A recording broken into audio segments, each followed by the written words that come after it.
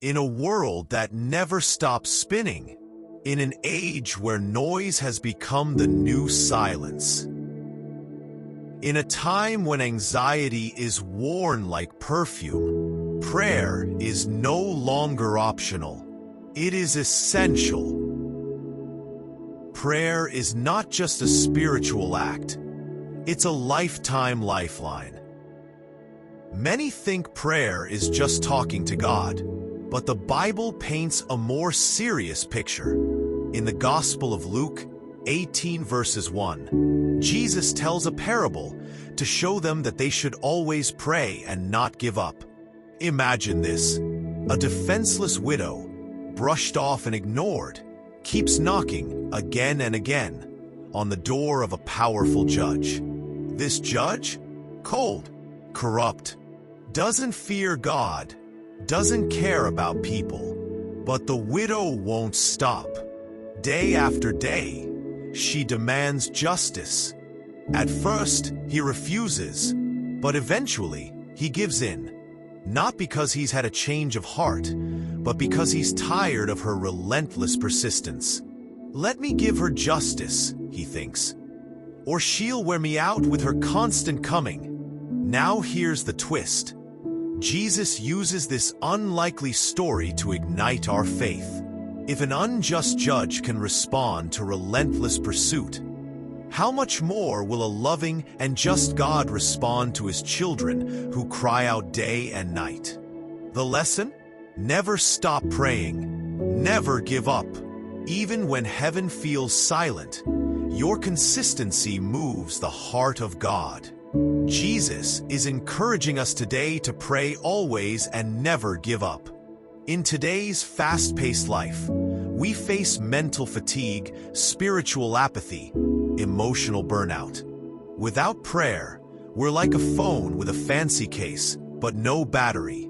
You can look fine on the outside, but inside, you're drained. Just like you don't wait for your phone to die before plugging it in.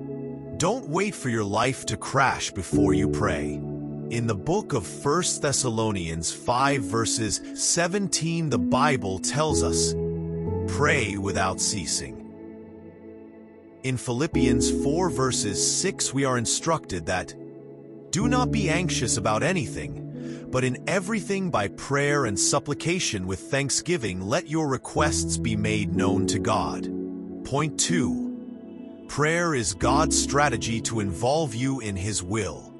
God is sovereign, yes, but in Ezekiel 22 verses 30, He says, and I quote, I looked for someone among them who would build up the wall and stand before me in the gap, but I found no one. End quote. This tells us that God wants partnership, not spectatorship. Prayer is how we enter the spiritual boardroom and agree with heaven's agenda for earth.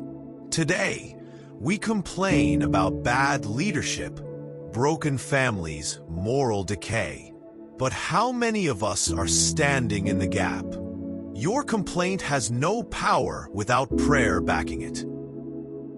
In Matthew 6:10 it says, let your kingdom come, and your will be done here on earth as it is in heaven. This is prayer, inviting divine attention on earth.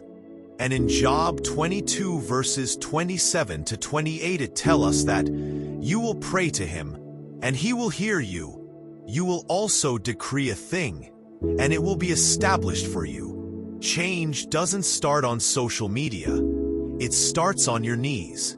Nothing changes until you act. Push in prayer. Point number 3.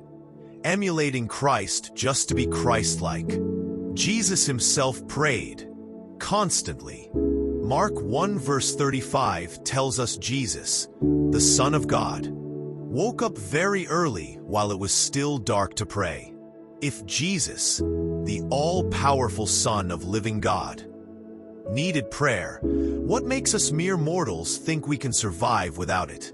The Gospel of Luke 5 verse 16 highlights that Jesus often withdrew to lonely places and prayed. Hebrews 5 verse 7. During the days of Jesus' life on earth, He offered up prayers and petitions with fervent cries and tears. He faced betrayal, hatred, exhaustion, and his strength didn't come from his divine nature alone.